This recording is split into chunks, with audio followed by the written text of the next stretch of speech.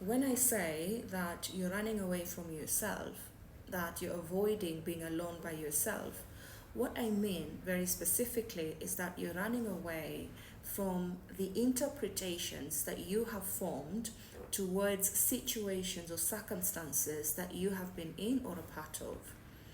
You're running away from the perceptions that you formed to a particular incident that happened to you. We'll do a quick example.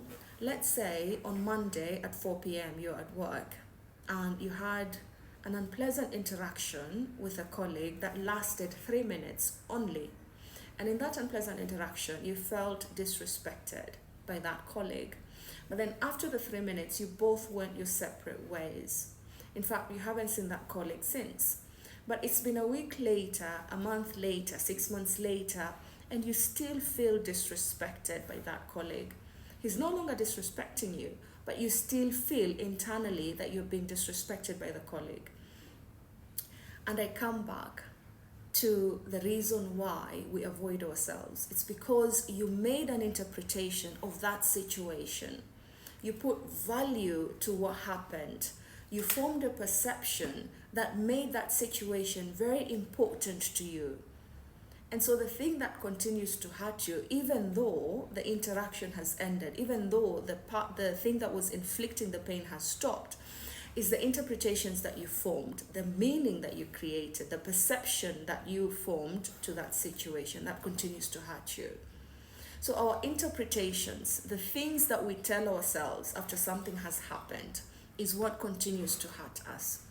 And that is what might bring you to therapy. In fact, that's what brings a lot of people to therapy, their own interpretations. So when people say that therapy is just sitting around with someone and talking about your feelings and your thought, but those are the things that hurt you the most, because the interpretation that you formed from that interaction has now made you feel sad, has now made you feel small, has now made you feel inferior, has now made you doubt yourself, has now made you feel inadequate about your skills maybe. And now that the thoughts continue to persist, now that the interpretations continue to expand in a negative fashion, you find yourself expanding also the impact of what that colleague told you. So now you no longer just feel inferior to that colleague, you also feel inferior to other colleagues. You also feel inferior at home with your spouse. You also feel inferior with your friends. So you find yourself generalizing what has happened to you in a 3-minute interaction.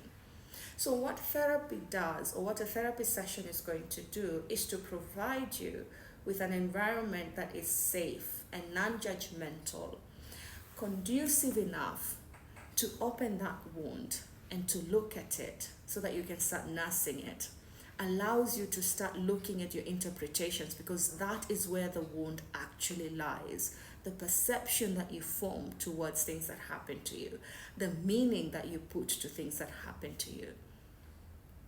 And so if you find yourself struggling with difficult emotions, with feeling inadequate, with doubting yourself, with self-esteem issues, with perhaps overthinking, with doing tasks, because now that you feel inadequate, you feel like you can't get anything done. And so it might affect, this thing might cause you to feel very stressed, very overwhelmed. And you might find it affecting parts of your executive function. So you might find it difficult to initiate tasks that you've set out to do. You might find it difficult to execute tasks. You might find it difficult to make decisions. You might find it even difficult to sleep at night. You might find yourself developing anxiety symptoms as a result of that 3-minute interaction with a colleague. So our interpretations, the way that we choose to see the world, is very critical in the way that we experience the world.